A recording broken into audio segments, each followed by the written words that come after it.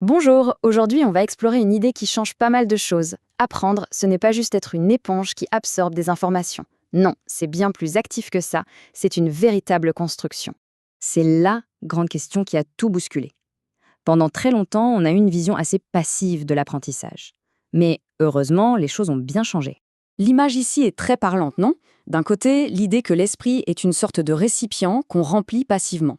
De l'autre, une vision beaucoup plus dynamique. L'esprit est une structure que chacun doit bâtir, brique par brique. C'est tout le passage du behaviorisme au constructivisme. Et cette nouvelle manière de voir les choses, ça met l'apprenant au centre du jeu. Il n'est plus un simple spectateur, mais bien l'architecte de son propre savoir. Le constructivisme, en gros, ça nous dit quoi?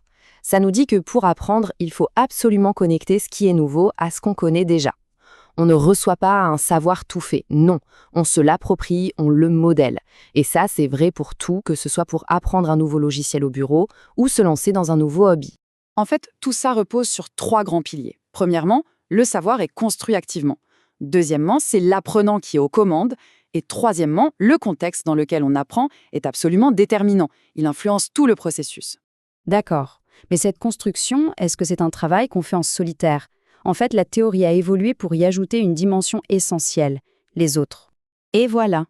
Cette petite phrase, c'est ce qui nous fait passer du constructivisme classique à son évolution, le socio-constructivisme. Le socioconstructivisme, c'est simple. On prend la même base, mais on y ajoute un ingrédient clé, les interactions sociales. On construit son savoir, oui, mais en échangeant, en débattant, en collaborant. C'est d'ailleurs pour ça que les travaux de groupe ou les forums en ligne sont si efficaces. L'apprentissage devient une aventure collective. Bon, mais alors, comment ça marche cette fameuse construction à l'intérieur de notre cerveau? Quels sont les outils qu'on utilise pour assembler toutes ces nouvelles connaissances? C'est le grand psychologue Jean Piaget qui a identifié deux processus principaux. Le premier, c'est l'assimilation. Une nouvelle info arrive et s'intègre facilement, un peu comme une brique de taille standard qu'on ajoute à un mur. Mais parfois, la brique ne rentre pas. Il faut alors faire de la place, ajuster toute la structure, ça, c'est l'accommodation. En réalité, on passe notre temps à jongler entre ces deux mécanismes. C'est le petit déséquilibre créé par une nouveauté qui nous force à nous adapter. Et c'est justement ce processus qui est le moteur de l'apprentissage. Ce qui nous amène à une autre idée géniale, celle de Vygotsky, la zone proximale de développement. L'apprentissage le plus efficace se passe là, dans cette zone du milieu. Ce n'est ni trop facile parce qu'on stagne, ni trop difficile parce qu'on se décourage. C'est l'endroit parfait où le coup de main d'un collègue ou d'un mentor permet de vraiment progresser. Cette citation, elle est vraiment parlante. Elle nous rappelle que le langage, la communication, c'est le cœur de l'apprentissage. Le simple fait de mettre des mots sur une idée, c'est déjà commencer à la construire, à se l'approprier.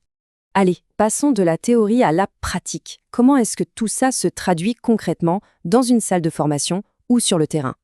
Eh bien, ça donne toutes ces méthodes qui marchent si bien. Le travail en groupe pour l'interaction, les études de cas pour relier la théorie au réel, ou encore la pédagogie de la découverte, où l'on apprend en faisant, en testant. Ça change aussi radicalement le rôle du formateur. On n'est plus face à un expert qui délivre son savoir de manière frontale. Non, le formateur devient un médiateur, un guide, qui facilite l'accès à la connaissance et qui accompagne le groupe. Un bon exemple, c'est la formation numérique directement au travail. On apprend dans un environnement familier, on peut tester et appliquer tout de suite ce qu'on vient de voir. C'est un avantage énorme pour bien ancrer les connaissances, bien plus qu'un apprentissage dans un contexte scolaire un peu déconnecté du réel. Alors, pour conclure, revenons à l'essentiel. Comment est-ce qu'on construit son savoir finalement? S'il n'y a qu'une chose à retenir, c'est celle-ci. Apprendre n'est jamais passif. C'est un acte de création, une construction qui est à la fois super personnelle parce qu'elle est liée à notre vécu et en même temps profondément sociale parce qu'elle se nourrit de nos interactions. Et ça nous laisse avec une dernière question. Si on pense à la dernière compétence, la dernière chose qu'on a vraiment apprise, est-ce qu'on a juste absorbé l'info ou est-ce qu'on l'a reliée à ce qu'on savait déjà, qu'on en a discuté avec d'autres, qu'on l'a testé soi-même? Bref, comment devient-on l'architecte de son propre savoir?